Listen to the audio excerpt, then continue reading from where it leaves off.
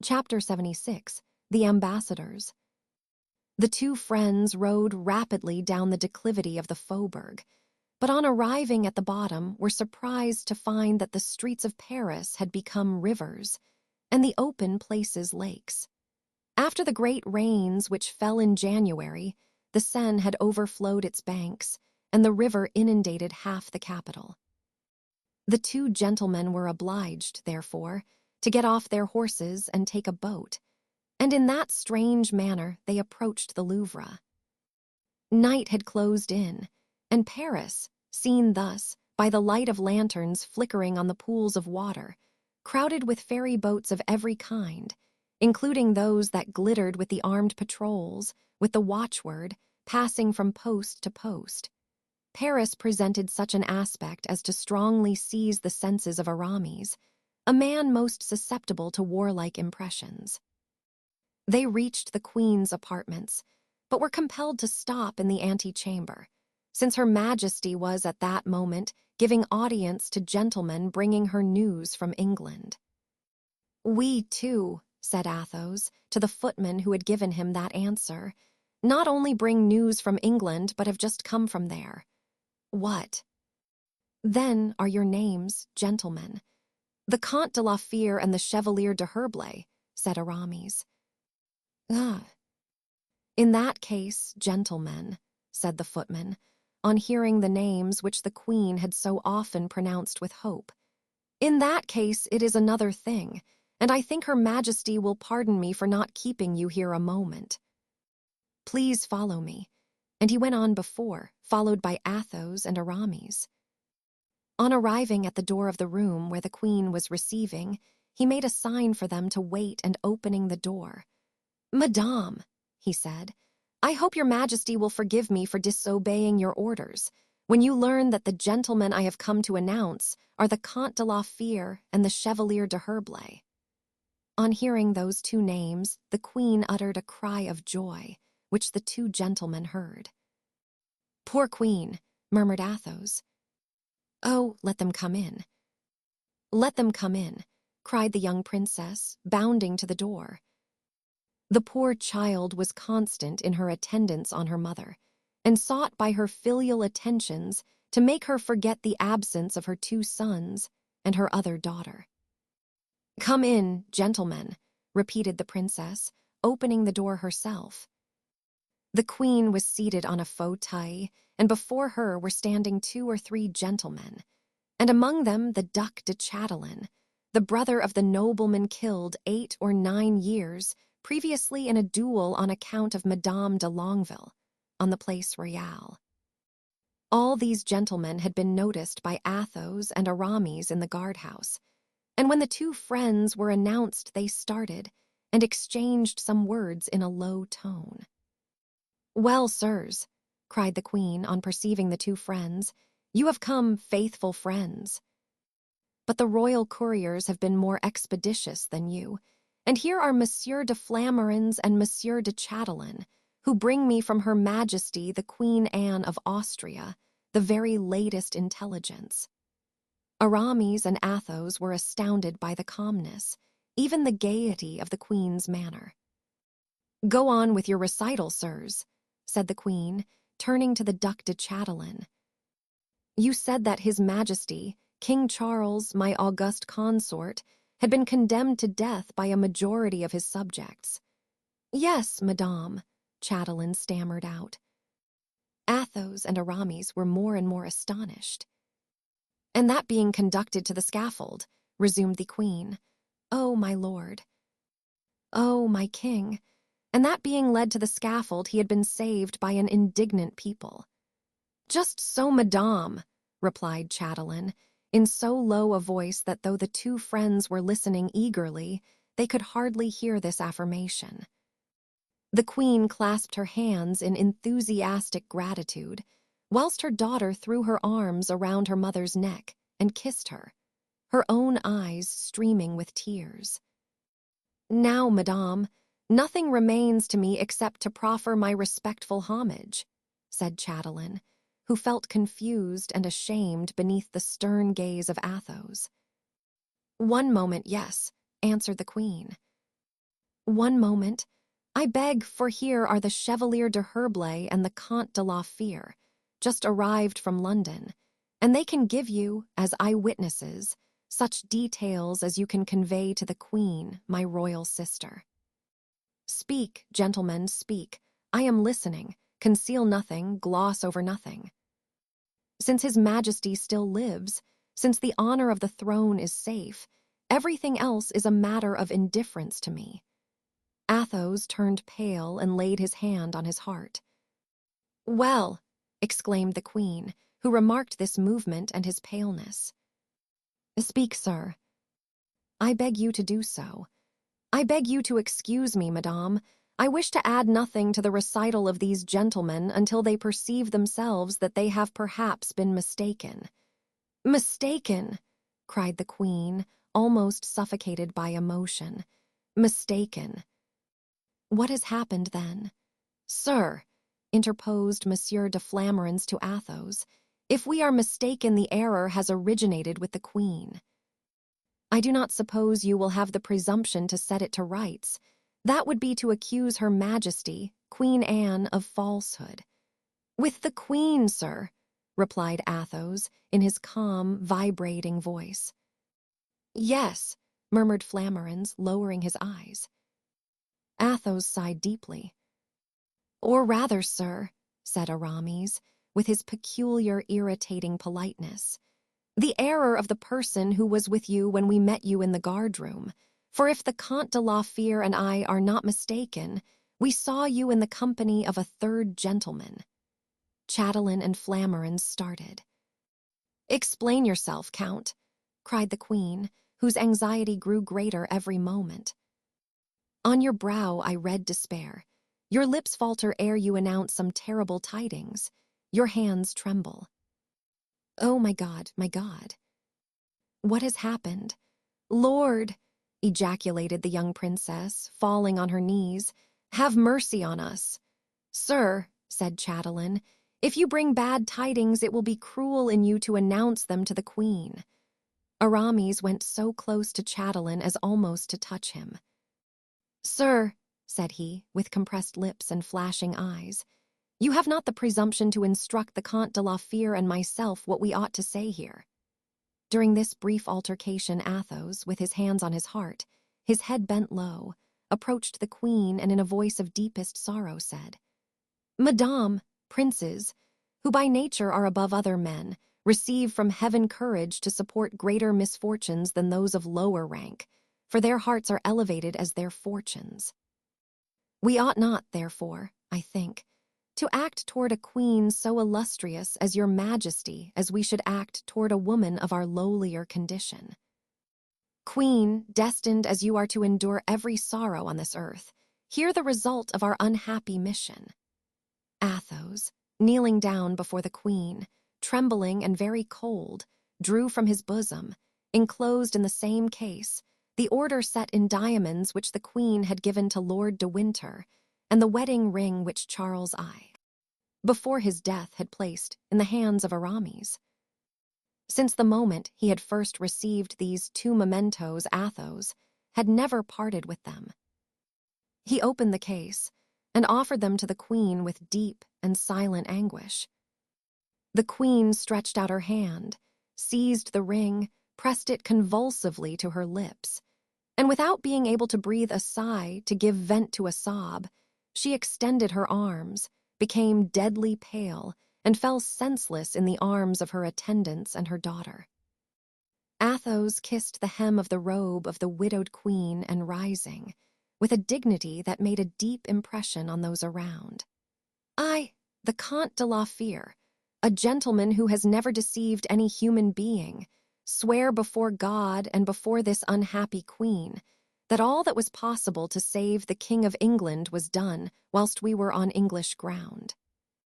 Now, Chevalier," he added, turning to Aramis, "let us go. Our duty is fulfilled." "Not yet," said Aramis. "We have still a word to say to these gentlemen." And turning to Chatelain, "Sir, be so good as not to go away without giving me an opportunity to tell you something I cannot say before the Queen." Chatelain bowed in token of assent, and they all went out, stopping at the window of a gallery on the ground floor. "Sir," said Aramis, "you allowed yourself just now to treat us in a most extraordinary manner. That would not be endurable in any case, and is still less so on the part of those who came to bring the queen the message of a liar." "Sir!" cried de Chatillon. "What have you done with Monsieur de Bry? Has he by any possibility gone to change his face, which was too like that of Monsieur de Mazarin? There is an abundance of Italian masks at the Palais Royal, from Harlequin even to Pantaloon." "Chevalier!" "Chevalier," said Athos. "Leave me alone," said Aramis impatiently.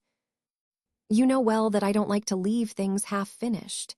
"Conclude, then, sir," answered de Chatillon, with as much hauteur as Aramis. "Gentlemen," resumed Aramis, "any one but the Comte de la Fere and myself would have had you arrested, for we have friends in Paris, but we are contented with another course. Come and converse with us for just 5 minutes, sword in hand, upon this deserted terrace." "One moment, gentlemen," cried Flamarens. "I know well that the proposition is tempting, but at present it is impossible to accept it." "And why not?" said Aramis, in his tone of raillery. "Is it Mazarin's proximity that makes you so prudent?" "Oh, you hear that, Flamarens," said Chatillon. "Not to reply would be a blot on my name and my honor." "That is my opinion," said Aramis. "You will not reply, however, and these gentlemen, I am sure, will presently be of my opinion." Aramis shook his head with a motion of indescribable insolence. Chatillon saw the motion and put his hand to his sword.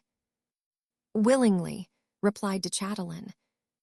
"Duke," said Flamarens, "you forget that tomorrow you are to command an expedition of the greatest importance, projected by the prince, assented to by the queen.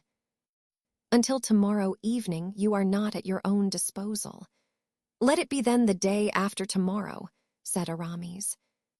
"Tomorrow, rather," said de Chatillon, "if you will take the trouble of coming so far as the gates of Charenton." "How can you doubt it, sir?" "For the pleasure of a meeting with you I would go to the end of the world." "Very well, tomorrow, sir. I shall rely on it." "Are you going to rejoin your cardinal?" "Swear first on your honor not to inform him of our return." "Conditions? Why not?" "Because it is for victors to make conditions, and you are not yet victors, gentlemen. Then let us draw on the spot. It is all one to us who do not command tomorrow's expedition." Chatillon and Flamarens looked at each other. There was such irony in the words and in the bearing of Aramis that the Duke had great difficulty in bridling his anger, but at a word from Flamarens he restrained himself and contented himself with saying, "You promise, sir, that's agreed, that I shall find you tomorrow at Charenton." "Oh, don't be afraid, sir," replied Aramis, and the two gentlemen shortly afterward left the Louvre. "For what reason is all this fume and fury?" asked Athos. "What have they done to you? Did you not see what they did? No, they laughed when we swore that we had done our duty in England. Now, if they believed us, they laughed in order to insult us. If they did not believe it, they insulted us all the more. However, I'm glad not to fight them until tomorrow. I hope we shall have something better to do tonight than to draw the sword. What have we to do? Egad! To take Mazarin." Athos curled his lip with disdain. "These undertakings do not suit me, as you know, Aramis." "Why?" "Because it is taking people unawares. Really, Athos, you would make a singular general. You would fight only by broad daylight, warn your foe before an attack, and never attempt anything by night lest you should be accused of taking advantage of the darkness." Athos smiled. "You know one cannot change his nature," he said. "Besides, do you know what is our situation, and whether Mazarin's arrest wouldn't be rather an encumbrance than an advantage? Say at once you disapprove of my proposal. I think you ought to do nothing, since you exacted a promise from these gentlemen not to let Mazarin know that we were in France. I have entered into no engagement and consider myself quite free. Come, come. Where? Either to seek the Duc de Beaufort or the Duc de Bouillon and to tell them about this. Yes, but on one condition, that we begin by the coadjutor. He is a priest, learned in cases of conscience, and we will tell him ours. It was then agreed that they were to go first to Monsieur de Bouillon, as his house came first. But first of all Athos begged that he might go to the Hôtel du Grand Charlemagne to see Raoul. They re-entered the boat which had brought them to the Louvre, and thence proceeded to the Halles. And taking up Grimaud and Blaisois, they went on foot to the Rue Guénégaud. But Raoul was not at the Hôtel du Grand Charlemagne. He had received a message from the prince, to whom he had hastened with Olivain the instant he had received it. Chapter 77. The three lieutenants of the Generalissimo. The night was dark, but still the town resounded with those noises that disclose a city in a state of siege. Athos and Aramis did not proceed 100 steps without being stopped by sentinels placed before the barricades, who demanded the watchword. And on their saying that they were going to Monsieur de Bouillon on a mission of importance, a guide was given them under pretext of conducting them, but in fact as a spy over their movements. On arriving at the Hôtel de Bouillon, they came across a little troop of 3 cavaliers, who seemed to know every possible password. For they walked without either guide or escort, and on arriving at the barricades had nothing to do but to speak to those who guarded them, who instantly let them pass with evident deference, due probably to their high birth. On seeing them, Athos and Aramis stood still. "Oh," cried Aramis, "do you see, Count?" "Yes," said Athos. "Who do these 3 cavaliers appear to you to be? What do you think, Aramis? Why, they are our men. You are not mistaken, I recognize Monsieur de Flamarens, and I Monsieur de Chatelain. As to the cavalier in the brown cloak, it is the cardinal, in person. How the devil do they venture so near the Hôtel de Bouillon?" Athos smiled, but did not reply. 5 minutes afterward, they knocked at the prince's door. This door was guarded by a sentinel, and there was also a guard placed in the courtyard, ready to obey the orders of the Prince de Conti's lieutenant. Monsieur de Bouillon had the gout, but notwithstanding his illness, which had prevented his mounting on horseback for the last month, that is, since Paris had been besieged, he was ready to receive the Comte de la Fère and the Chevalier de Herblay. He was in bed, but surrounded with all the paraphernalia of war. Everywhere were swords, pistols, cuirasses, and arquebuses, and it was plain that as soon as his gout was better, Monsieur de Bouillon would give a pretty tangle to the enemies of the Parliament to unravel. Meanwhile, to his great regret, as he said, he was obliged to keep his bed. "Ah, gentlemen," he cried, as the 2 friends entered, "you are very happy. You can ride, you can go and come and fight for the cause of the people. But I, as you see, am nailed to my bed. Ah! This demon gout, this demon gout.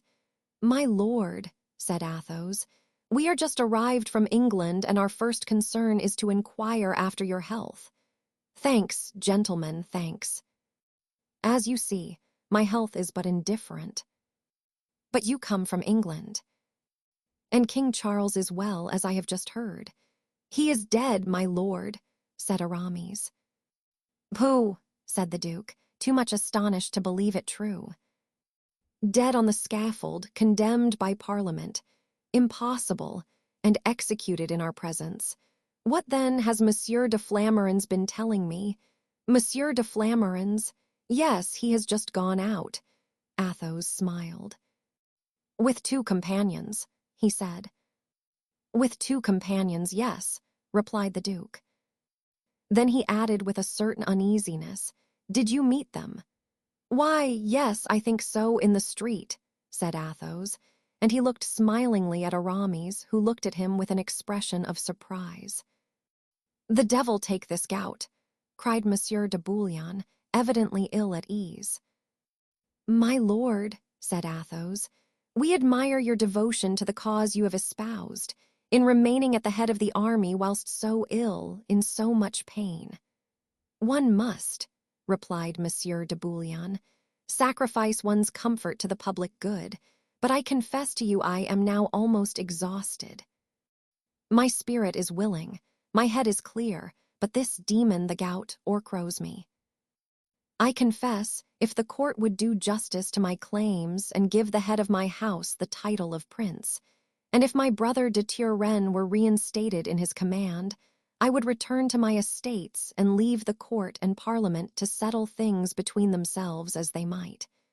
"You are perfectly right, my lord." "You think so." "At this very moment the court is making overtures to me. Hitherto I have repulsed them. But since such men as you assure me that I am wrong in doing so, I've a good mind to follow your advice and to accept a proposition made to me by the Duc de Chatillon just now." "Accept it, my lord, accept it," said Aramis. "Faith, yes. I am even sorry that this evening I almost repulsed, but there will be a conference tomorrow, and we shall see." The two friends saluted the Duke. "Go, gentlemen," he said. "You must be much fatigued after your voyage." Poor King Charles. But after all, he was somewhat to blame in all that business, and we may console ourselves with the reflection that France has no cause of reproach in the matter, and did all she could to serve him. "Oh." "As to that," said Aramis, "we are witnesses. Mazarin especially. Yes, do you know, I am very glad to hear you give that testimony. The cardinal has some good in him, and if he were not a foreigner, well, he would be more justly estimated. Though, the devil take this gout." Athos and Aramis took their leave, but even in the antechamber they could still hear the Duke's cries. He was evidently suffering the tortures of the damned. When they reached the street, Aramis said, "Well, Athos, what do you think?" "Of whom?" "Pardieu, of Monsieur de Bouillon. My friend, I think that he is much troubled with gout. You notice that I didn't breathe a word as to the purpose of our visit. You did well, you would have caused him an access of his disease. Let us go to Monsieur de Beaufort." The two friends went to the Hôtel de Vendôme. It was 10 o'clock when they arrived. The Hôtel de Vendôme was not less guarded than the Hôtel de Bouillon, and presented as warlike an appearance. There were sentinels, a guard in the court, stacks of arms, and horses saddled. Two horsemen going out, as Athos and Aramis entered, were obliged to give place to them. Gentlemen," said Aramis, "decidedly it is a night for meetings. We shall be very unfortunate if, after meeting so often this evening, we should not succeed in meeting tomorrow." "Oh, as to that, sir," replied Chatillon, for it was he who, with Flamarens, was leaving the Duc de Beaufort, "you may be assured, for if we meet by night without seeking each other, much more shall we meet by day when wishing it." "I hope that is true," said Aramis. "As for me, I am sure of it," said the Duke. De Flamarens and de Chatillon continued on their way, and Athos and Aramis dismounted. Hardly had they given the bridles of their horses to their lackeys and rid themselves of their cloaks when a man approached them, and after looking at them for an instant by the doubtful light of the lantern hung in the center of the courtyard, he uttered an exclamation of joy and ran to embrace them. "Comte de la Fere," the man cried out, "Chevalier de Herblay. How does it happen that you are in Paris?" "Rochefort," cried the two friends. "Yes. We arrived 4 or 5 days ago from the Vendomois, as you know, and we are going to give Mazarin something to do. You are still with us, I presume, more than ever." and the Duke, furious against the Cardinal. You know his success, our dear Duke. He is really king of Paris. He can't go out without being mobbed by his admirers. Ah, so much the better. Can we have the honor of seeing His Highness? I shall be proud to present you, and Rochefort walked on. Every door was open to him. Monsieur de Beaufort was at supper, but he rose quickly on hearing the two friends announced. "Ah," he cried, "by Jove. You're welcome, sirs. You are coming to sup with me, are you not? Boy Scully, tell Noirmont that I have two guests. You know Noirmont, do you not? The successor of Father Marteau, who makes the excellent pies you know of. Boy Scully, let him send one of his best, but not such a one as he made for La Ramee. Thank God. We don't want either rope ladders or gag pears now. My lord, said Athos, do not let us disturb you. We came merely to inquire after your health and to take your orders. As to my health, since it has stood 5 years of prison, with Monsieur de Chavigny to boot, 'tis excellent. As to my orders, since everyone gives his own commands in our party, I shall end, if this goes on, by giving none at all. In short, my lord, said Athos, glancing at Aramis, your highness is discontented with your party. Discontented, sir. Say my highness is furious. To such a degree, I assure you, though I would not say so to others, that if the queen, acknowledging the injuries she has done me, would recall my mother and give me the reversion of the admiralty, which belonged to my father and was promised me at his death, well, it would not be long before I should be training dogs to say that there were greater traitors in France than the Cardinal Mazarin. At this Athos and Aramis could not help exchanging not only a look but a smile, and had they not known it for a fact, this would have told them that de Chatillon and de Flamarens had been there. My lord, said Athos, we are satisfied.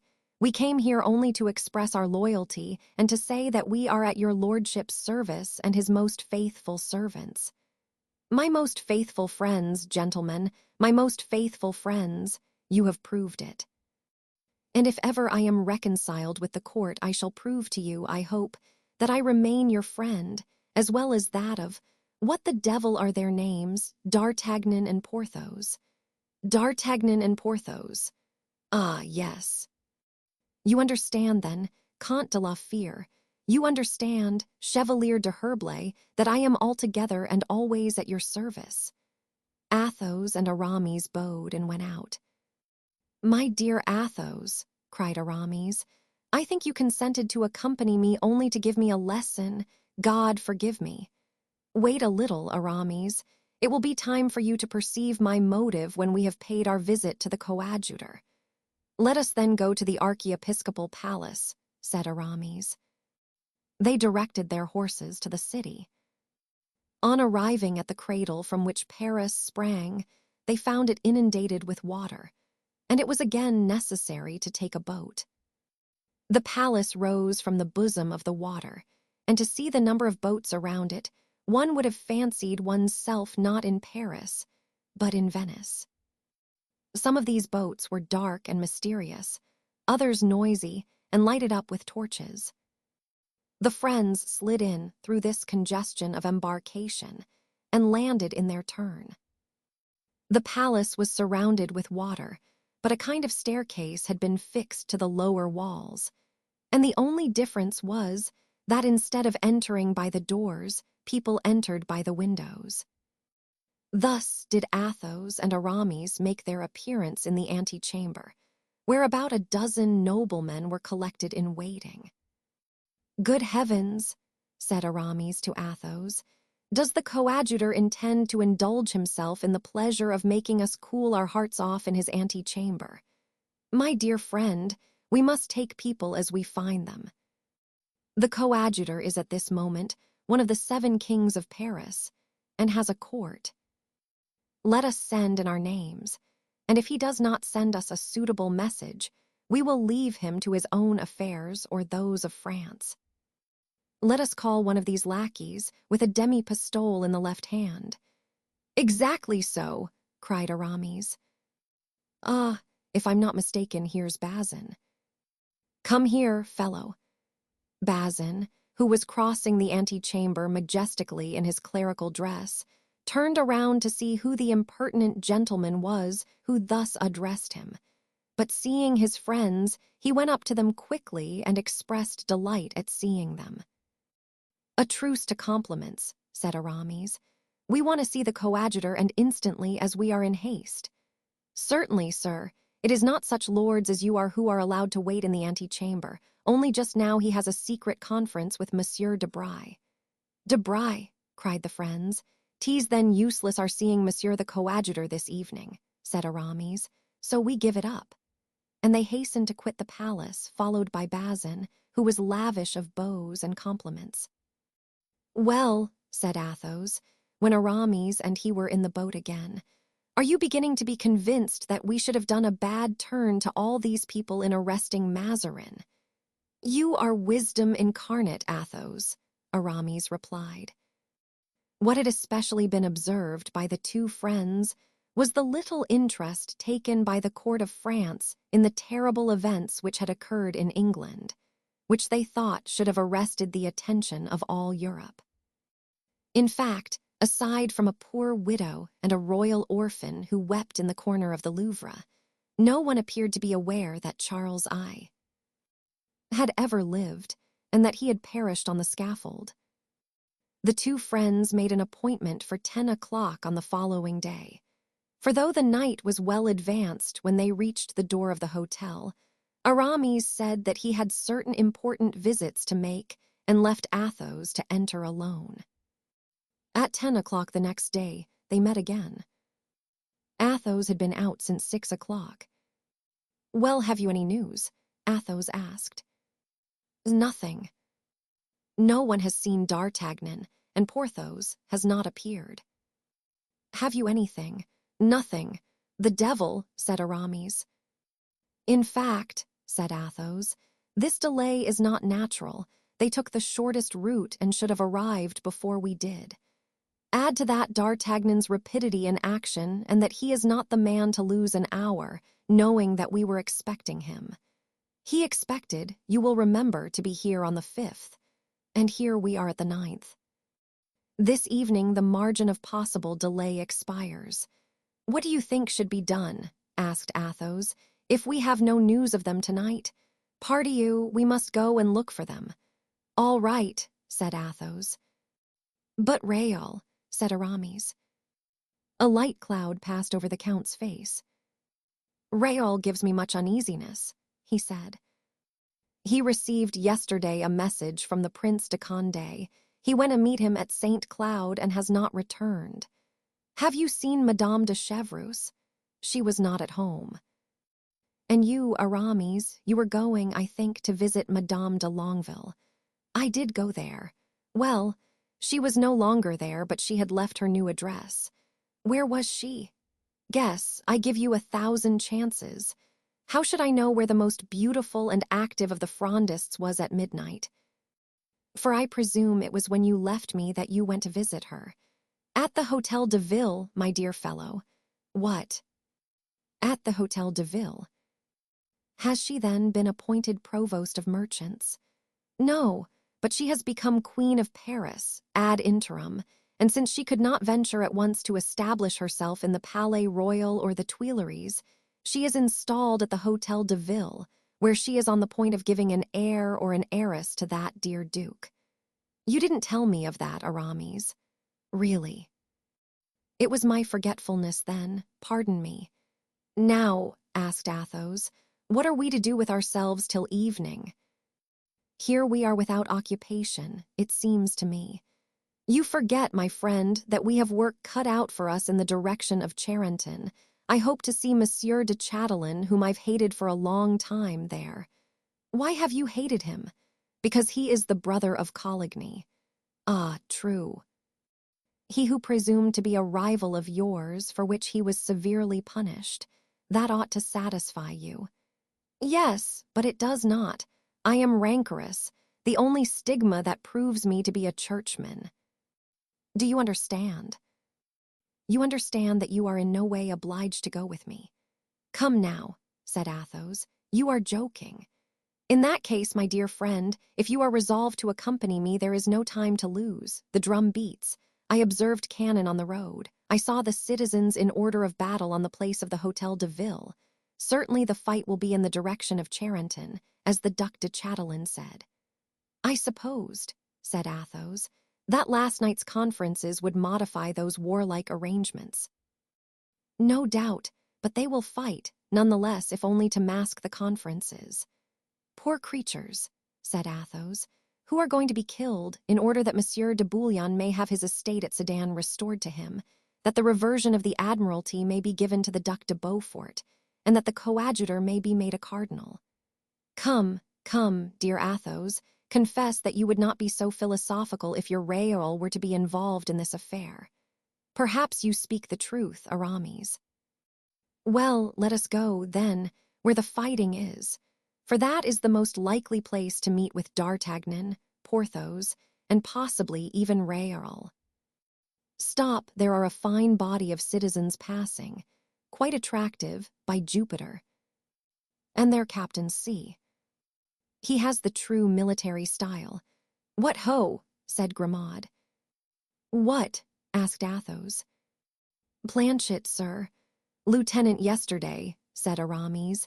Captain today, colonel doubtless tomorrow. In a fortnight the fellow will be Marshal of France. Question him about the fight, said Athos.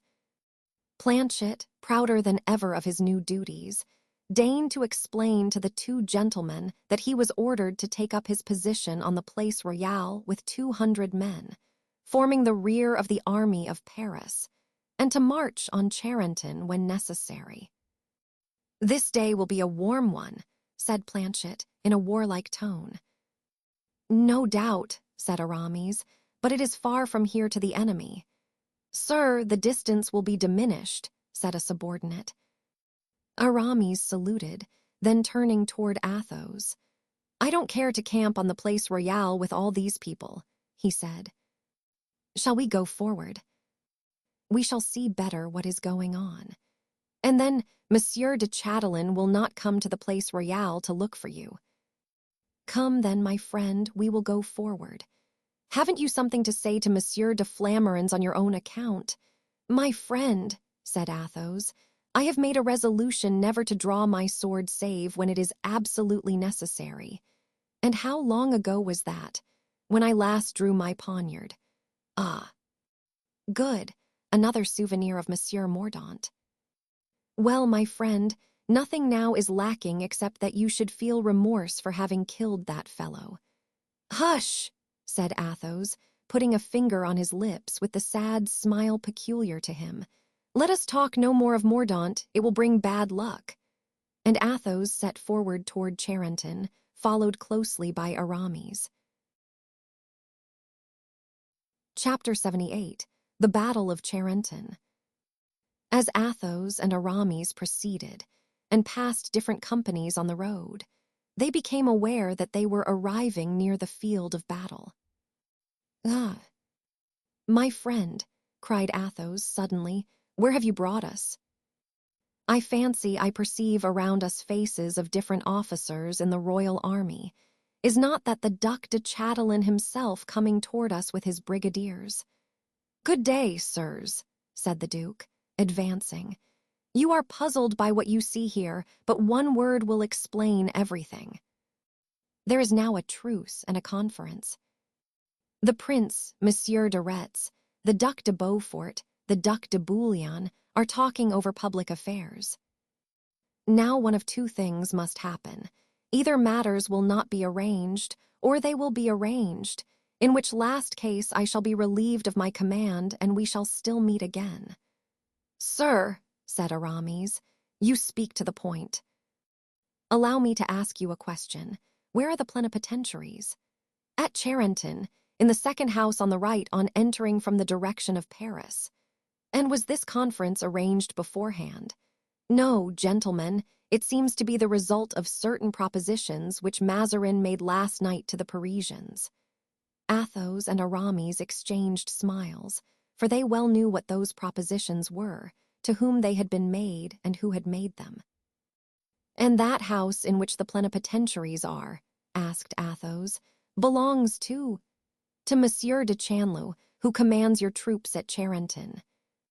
"I say your troops, for I presume that you gentlemen are Frondeurs." "Yes, almost," said Aramis. "We are for the king and the princes," added Athos. "We must understand each other," said the Duke. "The king is with us, and his generals are the Duke of Orleans and the Prince de Condé, although I must add 'tis almost impossible now to know to which party anyone belongs." "Yes," answered Athos, "but his right place is in our ranks with the Prince de Conti, de Beaufort, d'Elbeuf, and de Bouillon. But, sir, supposing that the conference is broken off, are you going to try to take Charenton?" "Such are my orders."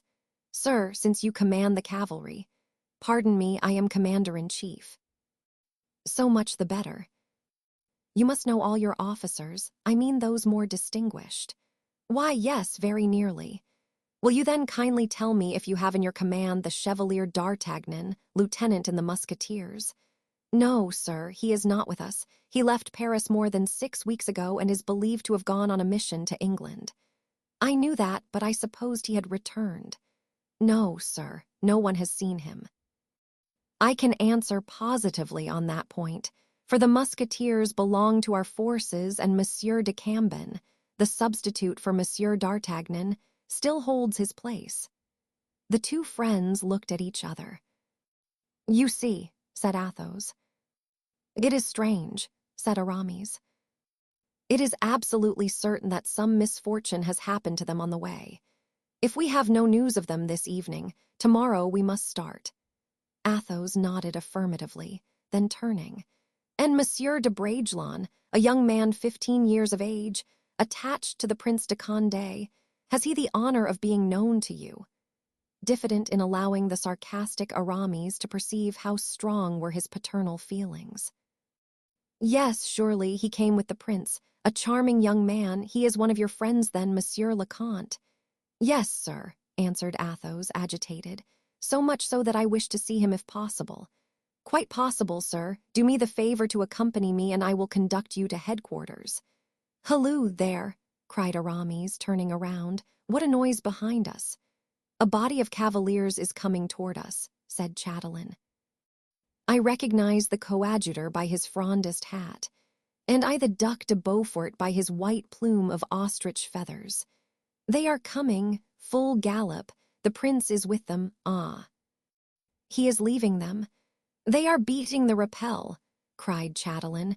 "We must discover what is going on." In fact, they saw the soldiers running to their arms, the trumpets sounded, the drums beat, the Duc de Beaufort drew his sword. On his side, the prince sounded a rappel, and all the officers of the royalist army, mingling momentarily with the Parisian troops, ran to him. "Gentlemen," cried Chatelain, "the truce is broken, that is evident. They are going to fight. Go, then, into Charenton, for I shall begin in a short time. There's a signal from the prince." The cornet of a troop had in fact just raised the standard of the prince. "Farewell till the next time we meet," cried Chatelain, and he set off, full gallop. Athos and Aramis turned also, and went to salute the coadjutor and the Duc de Beaufort. As to the Duc de Bouillon, he had such a fit of gout as obliged him to return to Paris in a litter. But his place was well filled by the Duc d'Elbeuf and his 4 sons, ranged around him like a staff. Meantime, between Charenton and the royal army was left a space, which looked ready to serve as a last resting place for the dead. "Gentlemen," cried the coadjutor, tightening his sash, which he wore, after the fashion of the ancient military prelates, over his archiepiscopal simmer, "there's the enemy approaching. Let us save them half of their journey." And without caring whether he were followed or not, he set off. His regiment, which bore the name of the Regiment of Corinth, from the name of his archbishopric, darted after him and began the fight. Monsieur de Beaufort sent his cavalry. Toward Étampes, and Monsieur de Chanleu, who defended the place, was ready to resist an assault, or if the enemy were repulsed, to attempt a sortie. The battle soon became general, and the coadjutor performed miracles of valor. His proper vocation had always been the sword, and he was delighted whenever he could draw it from the scabbard, no matter for whom or against whom. Chanleu, whose fire at one time repulsed the royal regiment, thought that the moment was come to pursue it, but it was reformed and led again to the charge by the Duc de Chatelain in person. This charge was so fierce, so skillfully conducted, that Chanleu was almost surrounded. He commanded a retreat, which began, step by step, foot by foot. Unhappily, in an instant he fell, mortally wounded. De Chatelain saw him fall and announced it in a loud voice to his men, which raised their spirits and completely disheartened their enemies, so that every man thought only of his own safety and tried to gain the trenches, where the coadjutor was trying to reform his disorganized regiment. Suddenly, a squadron of cavalry galloped up to encounter the royal troops, who were entering, pêle-mêle, the entrenchments with the fugitives. Athos and Aramis charged at the head of their squadrons, Aramis with sword and pistol in his hands, Athos with his sword in his scabbard, his pistol in his saddlebags, calm and cool as if on the parade, except that his noble and beautiful countenance became sad as he saw slaughtered so many men who were sacrificed on the one side to the obstinacy of royalty, and on the other to the personal rancor of the princes. Aramis, on the contrary, struck right and left and was almost delirious with excitement. His bright eyes kindled, and his mouth, so finely formed, assumed a wicked smile. Every blow he aimed was sure, and his pistol finished the deed, annihilated the wounded wretch who tried to rise again.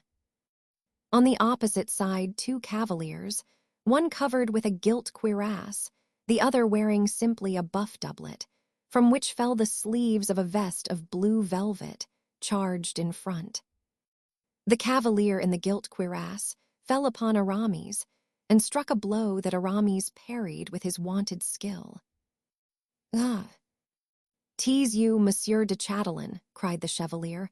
"Welcome to you, I expected you." "I hope I have not made you wait too long, sir," said the Duke. "At all events, here I am." "Monsieur de Chatelain," cried Aramis, taking from his saddlebags a second pistol, "I think if your pistols have been discharged, you are a dead man."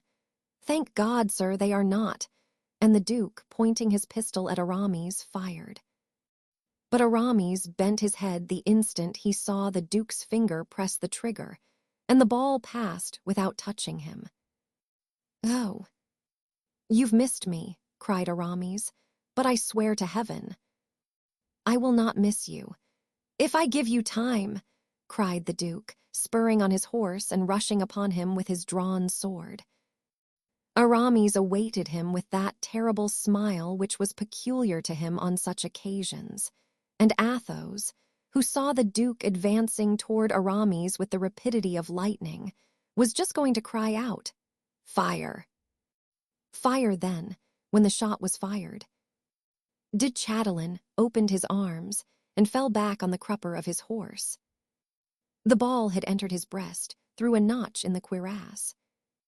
"I am a dead man," he said, and fell from his horse to the ground. "I told you this. I am now grieved I have kept my word." "Can I be of any use to you?" Chatelain made a sign with his hand, and Aramis was about to dismount when he received a violent shock. 'Twas a thrust from a sword, but his cuirass turned aside the blow. He turned around and seized his new antagonist by the wrist, when he started back, exclaiming, "Raoul! Raoul!" cried Athos. The young man recognized at the same instant the voices of his father and the Chevalier de Herblay. Two officers in the Parisian forces rushed at that instant on Raoul, but Aramis protected him with his sword. My prisoner, he cried. Athos took his son's horse by the bridle and led him forth out of the mêlée. At this crisis of the battle, the prince, who had been seconding de Chatillon in the second line, appeared in the midst of the fight. His eagle eye made him known, and his blows proclaimed the hero. On seeing him, the regiment of Corinth, which the coadjutor had not been able to reorganize in spite of all his efforts, threw itself into the midst of the Parisian forces, put them into confusion, and re-entered Charenton flying. The coadjutor, dragged along with his fugitive forces, passed near the group formed by Athos, Raoul, and Aramis. Aramis could not in his jealousy avoid being pleased at the coadjutor's misfortune, and was about to utter some bon mot more witty than correct, when Athos stopped him. On, he cried. This is no moment for compliments, or rather back, for the battle seems to be lost by the Frondeurs. It is a matter of indifference to me, said Aramis. I came here only to meet de Chatillon. I have met him, I am contented. 'Tis something to have met de Chatillon in a duel. And besides, we have a prisoner, said Athos, pointing to Raoul. The three cavaliers continued their road on full gallop. What were you doing in the battle, my friend? Inquired Athos of the youth. 'Twas not your right place, I think, as you were not equipped for an engagement. I had no intention of fighting today, sir. I was charged, indeed, with a mission to the cardinal, and had set out for Rouen, when, seeing Monsieur de Chatillon charge, an invincible desire possessed me to charge at his side. It was then that he told me 2 cavaliers of the Parisian army were seeking me, and named the Comte de la Fere. What? You knew we were there, and yet wished to kill your friend the Chevalier. I did not recognize the Chevalier in armor, sir, said Raoul, blushing, though I might have known him by his skill and coolness in danger. Thank you for the compliment, my young friend, replied Aramis. We can see from whom you learned courtesy. Then you were going to Rouen? Yes. I have a dispatch from the prince to his eminence. You must still deliver it, said Athos. No false generosity, Count. The fate of our friends, to say nothing of our own, is perhaps in that very dispatch. This young man must not, however, fail in his duty, said Athos. In the first place, Count, this youth is our prisoner. You seem to forget that. What I propose to do is fair in war. The vanquished must not be dainty in the choice of means. Give me the dispatch, Raoul. The young man hesitated and looked at Athos as if seeking to read in his eyes a rule of conduct. Give him the dispatch, Raoul. You are the Chevalier's prisoner. Raoul gave it up reluctantly. Aramis instantly seized and read it. You, he said, you, who are so trusting, read and reflect that there is something in this letter important for us to see. Athos took the letter, frowning, but an idea that he should find something in this letter about D'Artagnan conquered his unwillingness to read it. My lord, I shall send this evening to your eminence in order to reinforce the troop of Monsieur de Comminges, the 10 men you demand. They are good soldiers, fit to confront the 2 violent adversaries whose address and resolution your eminence is fearful of. Oh, cried Athos. Well, said Aramis, what think you about these 2 enemies whom it requires, besides Comminges's troop, 10 good soldiers to confront? Are they not as like as 2 drops of water to D'Artagnan and Porthos? We'll search Paris all day long, said Athos, and if we have no news this evening, we will return to the road to Picardy, and I feel no doubt that, thanks to D'Artagnan's ready invention, we shall then find some clue which will solve our doubts. Yes, let us search Paris, and especially inquire of Planchet, if he has yet heard from his former master. That poor Planchet. You speak of him very much at your ease, Aramis. He has probably been killed. All those fighting citizens went out to battle, and they have been massacred. It was, then, with a sentiment of uneasiness whether Planchet, who alone could give them information, was alive or dead, that the friends returned to the Place Royale. To their great surprise, they found the citizens still encamped there, drinking and bantering each other, although, doubtless, mourned by their families, who thought they were at Charenton in the thickest of the fighting. Athos and Aramis again questioned Planchet, but he had seen nothing of D'Artagnan. They wished to take Planchet with them, but he could not leave his troop, who at 5 o'clock returned home, saying that they were returning from the battle, whereas they had never lost sight of the bronze equestrian statue of Louis XIII. Chapter 79. The Road to Picardy. On leaving Paris, Athos and Aramis well knew that they would be encountering great danger. But we know that for men like these there could be no question of danger. Besides, they felt that the denouement of this second odyssey was at hand, and that there remained but a single effort to make. Besides, there was no tranquility in Paris itself. Provisions began to fail, and whenever one of the Prince de Conti's generals wished to gain more influence, he got up a little popular tumult, which he put down again, and thus for the moment gained a superiority over his colleagues. In one of these risings, the Duc de Beaufort pillaged the house and library of Mazarin in order to give the populace, as he put it, something to gnaw at. Athos and Aramis left Paris after this coup d'état, which took place on the very evening of the day in which the Parisians had been beaten at Charenton. They quitted Paris, beholding it abandoned to extreme want, bordering on famine, agitated by fear, torn by faction. Parisians and Frondeurs as they were, the two friends expected to find the same misery, the same fears, the same intrigue in the enemy's camp. But what was their surprise, after passing Saint Denis, to hear that its Saint Germain people were singing and laughing, and leading generally cheerful lives. The two gentlemen traveled by byways in order not to encounter the Mazarinists scattered about the Isle of France, and also to escape the Frondeurs, who were in possession of Normandy, and who never failed to conduct captives to the Duc de Longueville, in order that he might ascertain whether they were friends or foes. Having escaped these dangers, they returned by the main road to Boulogne at Abbeville, and followed it step by step, examining every track. Nevertheless, they were still in a state of uncertainty. Several inns were visited by them, several innkeepers questioned, without a single clue being given to guide their inquiries, when at Montreuil Athos felt upon the table that something rough was touching his delicate fingers. He turned up the cloth and found these hieroglyphics carved upon the wood with a knife. Port. Dart. 2d February. "This is capital," said Athos to Aramis. "We were to have slept here, but we cannot, we must push on." They rode forward and reached Abbeville. There the great number of inns puzzled them. They could not go to all. How could they guess in which those whom they were seeking had stayed? "Trust me," said Aramis. "Do not expect to find anything in Abbeville." If we had only been looking for Porthos, Porthos would have stationed himself in one of the finest hotels, and we could easily have traced him.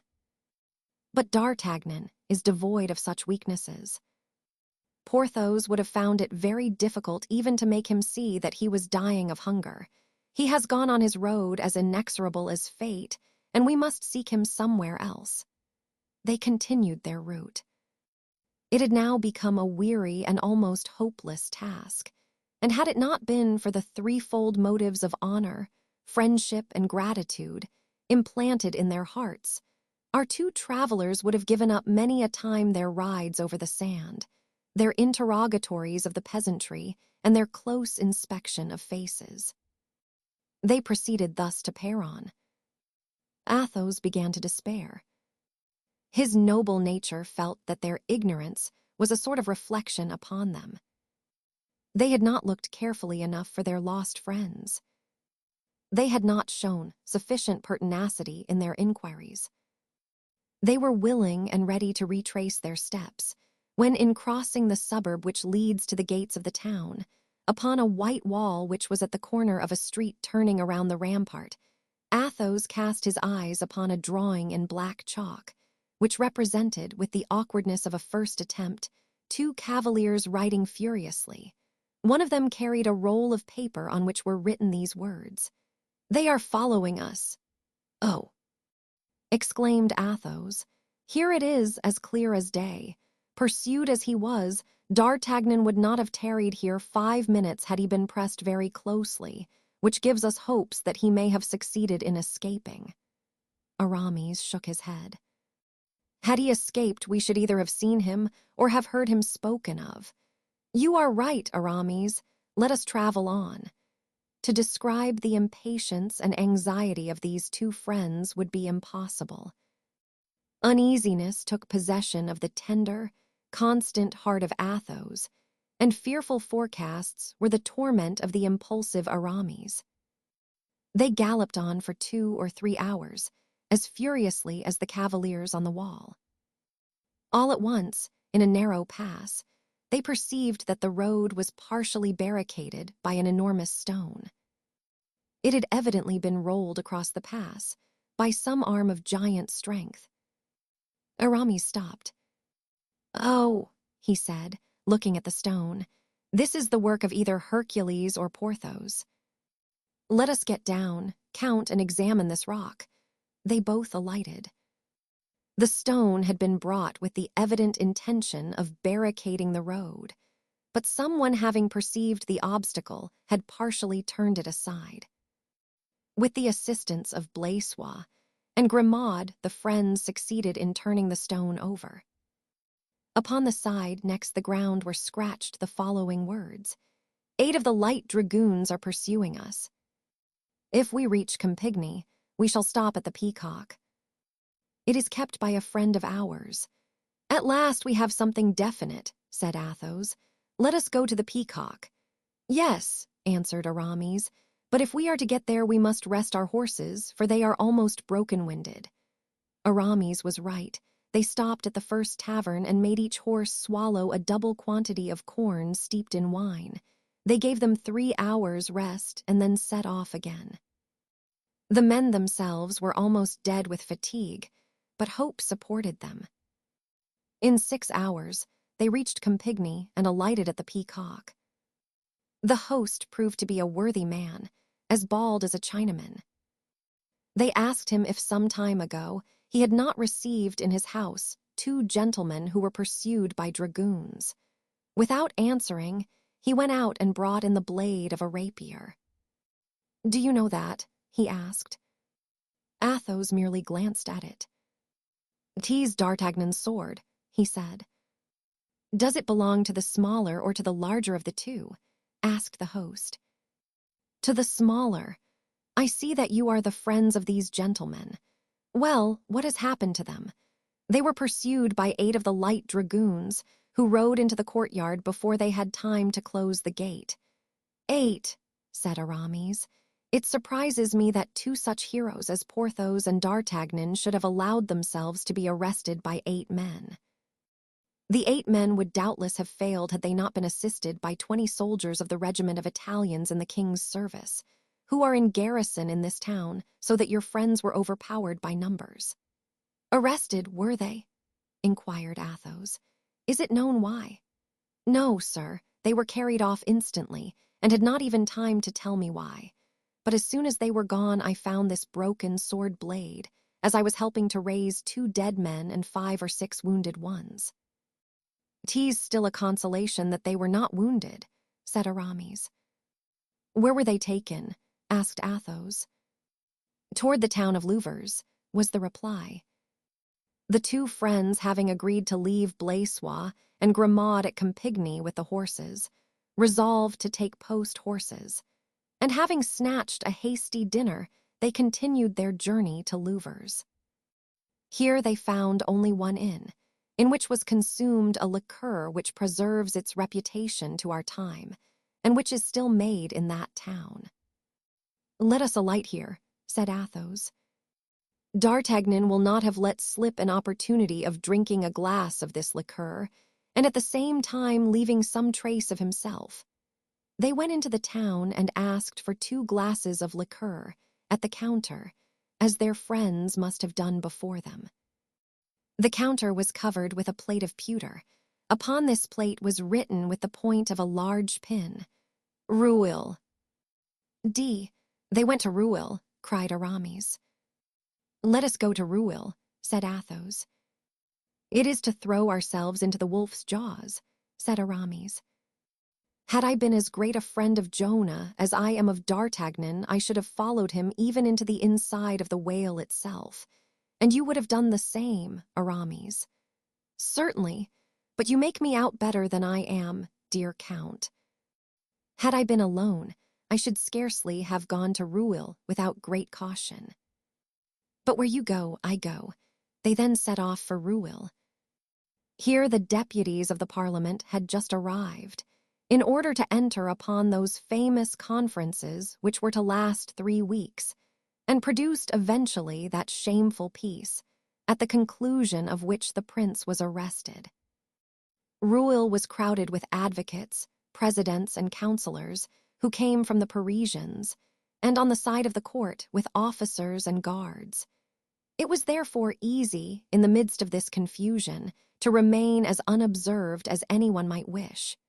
Besides, the conferences implied a truce, and to arrest 2 gentlemen, even Frondeurs at this time, would have been an attack on the rights of the people. The 2 friends mingled with the crowd, and fancied that everyone was occupied with the same thought that tormented them. They expected to hear some mention made of D'Artagnan or of Porthos, but everyone was engrossed by articles and reforms. It was the advice of Athos to go straight to the minister. "My friend," said Aramis, "take care, our safety lies in our obscurity. If we were to make ourselves known, we should be sent to rejoin our friends in some deep ditch, from which the devil himself could not take us out. Let us try not to find them out by accident, but from our notions. Arrested at Campigny, they have been carried to Rueil. At Rueil they have been questioned by the cardinal, who has either kept them near him or sent them to Saint-Germain. As to the Bastille, they are not there, though the Bastille is especially for the Frondeurs. They are not dead, for the death of D'Artagnan would make a sensation. As for Porthos, I believe him to be eternal like God, although less patient. Do not let us despond, but wait at Rueil, for my conviction is that they are at Rueil. But what ails you? You are pale. It is this, answered Athos with a trembling voice. I remember that at the castle of Rueil, the Cardinal Richelieu had some horrible oubliettes constructed. Oh. Never fear, said Aramis. Richelieu was a gentleman, our equal in birth, our superior in position. He could, like the king, touch the greatest of us on the head, and touching them make such heads shake on their shoulders. But Mazarin is a low-born rogue, who can at the most take us by the collar, like an archer. Be calm, for I am sure that D'Artagnan and Porthos are at Rueil, alive and well. But, resumed Athos, I recur to my first proposal. I know no better means than to act with candor. I shall seek, not Mazarin, but the queen, and say to her, Madame, restore to us your 2 servants and our 2 friends. Aramis shook his head. 'Tis a last resource, but let us not employ it till it is imperatively called for. Let us rather persevere in our researches. They continued their inquiries, and at last met with a light dragoon who had formed one of the guard which had escorted D'Artagnan to Rueil. Athos, however, perpetually recurred to his proposed interview with the queen. In order to see the queen, said Aramis, we must first see the cardinal, and when we have seen the cardinal, remember what I tell you, Athos. We shall be reunited to our friends, but not in the way you wish. Now, That way of joining them is not very attractive to me, I confess. Let us act in freedom that we may act well and quickly. I shall go, he said, to the queen. Well then, answered Aramis, pray tell me a day or two beforehand that I may take that opportunity of going to Paris. To whom? Zounds. How do I know? Perhaps to Madame de Longueville. She is all-powerful yonder. She will help me. But send me word should you be arrested, for then I will return directly. Why do you not take your chance and be arrested with me? No, I thank you. Should we, by being arrested, be all four together again, we should not, I am not sure, be 24 hours in prison without getting free. My friend, since I killed Chatelain, adored of the ladies of Saint Germain, I am too great a celebrity not to fear a prison doubly. The queen is likely to follow Mazarin's counsels and to have me tried. Do you think she loves this Italian so much as they say she does? Did she not love an Englishman? My friend, she is a woman. No, no, you are deceived, she is a queen. Dear friend, I shall sacrifice myself and go and see Anne of Austria. Adieu, Athos, I am going to raise an army. For what purpose? To come back and besiege Rouen.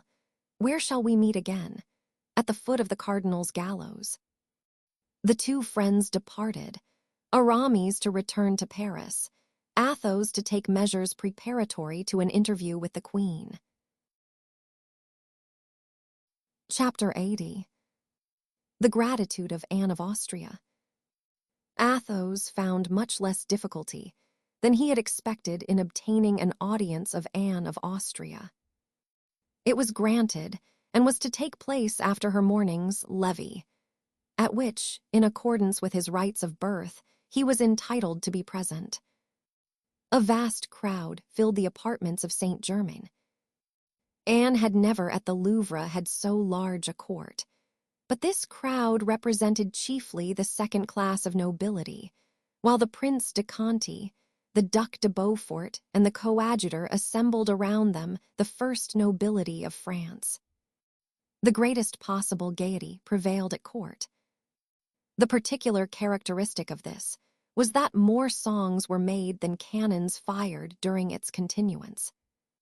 The court made songs on the Parisians and the Parisians on the court, and the casualties, though not mortal, were painful, as are all wounds inflicted by the weapon of ridicule. In the midst of this seeming hilarity, nevertheless, people's minds were uneasy. Was Mazarin to remain the favorite and minister of the queen? Was he to be carried back by the wind which had blown him there? Everyone hoped so that the minister felt that all around him, beneath the homage of the courtiers, lay a fund of hatred ill disguised by fear and interest. He felt ill at ease and at a loss what to do. Condé himself, whilst fighting for him, lost no opportunity of ridiculing, of humbling him. The queen, on whom he threw himself as sole support, seemed to him now not much to be relied upon. When the hour appointed for the audience arrived, Athos was obliged to stay until the queen, who was waited upon by a new deputation from Paris, had consulted with her minister as to the propriety and manner of receiving them. All were fully engrossed with the affairs of the day. Athos could not therefore have chosen a more inauspicious moment to speak of his friends, poor atoms, lost in that raging whirlwind. But Athos was a man of inflexible determination. He firmly adhered to a purpose once formed, when it seemed to him to spring from conscience and to be prompted by a sense of duty. He insisted on being introduced, saying that although he was not a deputy from Monsieur de Conti, or Monsieur de Beaufort, or Monsieur de Bouillon, or Monsieur d'Elbeuf, or the coadjutor, or Madame de Longueville, or Broussel, or the Parliament, and although he had come on his own private account, he nevertheless had things to say to Her Majesty of the utmost importance. The conference being finished, the Queen summoned him to her cabinet. Athos was introduced and announced by name. It was a name that too often resounded in Her Majesty's ears, and too often vibrated in her heart for Anne of Austria not to recognize it. Yet she remained impassive, looking at him with that fixed stare which is tolerated only in women who are queens, either by the power of beauty or by the right of birth. "It is then a service which you propose to render us, Count?" asked Anne of Austria, after a moment's silence. "Yes, madame, another service," said Athos, shocked that the queen did not seem to recognize him. Athos had a noble heart, and made, therefore, but a poor courtier. Anne frowned. Mazarin, who was sitting at a table folding up papers, as if he had only been a secretary of state, looked up. "Speak," said the queen. Mazarin turned again to his papers. "Madame," resumed Athos, "two of my friends, named D'Artagnan and Monsieur du Vallon, sent to England by the cardinal, suddenly disappeared when they set foot on the shores of France. No one knows what has become of them." "Well," said the queen, "I address myself, therefore, first to the benevolence of your Majesty, that I may know what has become of my friends, reserving to myself, if necessary, the right of appealing hereafter to your justice." "Sir," replied Anne, with a degree of haughtiness which to certain persons became impertinence, "this is the reason that you trouble me in the midst of so many absorbing concerns." "An affair for the police." "Well, sir, you ought to know that we no longer have a police, since we are no longer at Paris. I think your Majesty will have no need to apply to the police to know where my friends are, but that if you will deign to interrogate the cardinal, he can reply without any further inquiry than into his own recollections." "But, God forgive me," cried Anne, with that disdainful curl of the lips peculiar to her, "I believe that you are yourself interrogating." "Yes, madame, here I have a right to do so, for it concerns Monsieur D'Artagnan, he repeated, in such a manner as to bow the regal brow with recollections of the weak and erring woman. The cardinal saw that it was now high time to come to the assistance of Anne. "Sir," he said, "I can tell you what is at present unknown to Her Majesty. These individuals are under arrest. They disobeyed orders." "I beg of your Majesty, then," said Athos, calmly and not replying to Mazarin, "to quash these arrests of Messieurs D'Artagnan and Du Vallon. What you ask is merely an affair of discipline and does not concern me," said the queen. "Monsieur D'Artagnan never made such an answer as that when the service of your Majesty was concerned," said Athos, bowing with great dignity. He was going toward the door when Mazarin stopped him. "You, too, have been in England, sir," he said, making a sign to the queen, who was evidently going to issue a severe order. "I was a witness of the last hours of Charles I. Poor king. Culpable, at the most, of weakness, how cruelly punished by his subjects. Thrones are at this time shaken, and it is to little purpose for devoted hearts to serve the interests of princes. This is the second time that Monsieur D'Artagnan has been in England. He went the first time to save the honor of a great queen, the second to avert the death of a great king. Sir, said Anne to Mazarin, with an accent from which daily habits of dissimulation could not entirely chase the real expression, see if we can do something for these gentlemen. I wish to do, madame, all that your Majesty pleases. Do what Monsieur de la Fere requests. That is your name, is it not, sir? I have another name, madame. I am called Athos. Madame, said Mazarin with a smile, you may rest easy. Your wishes shall be fulfilled. You hear, sir, said the queen. Yes, madame. I expected nothing less from the justice of your Majesty. May I not go and see my friends? Yes, sir, you shall see them. But apropos, you belong to the Fronde, do you not? Madame, I serve the king. Yes, in your own way. My way is the way of all gentlemen, and I know only one way, answered Athos haughtily. Go, sir, then, said the queen. You have obtained what you wish, and we know all we desire to know. Scarcely, however, had the tapestry closed behind Athos when she said to Mazarin, "Cardinal, desire them to arrest that insolent fellow before he leaves the court." "Your Majesty," answered Mazarin, "desires me to do only what I was going to ask you to let me do." These bravos who resuscitate in our epic the traditions of another reign are troublesome. Since there are two of them already there, let us add a third. Athos was not altogether the queen's dupe, but he was not a man to run away on suspicion, above all, when distinctly told that he should see his friends again.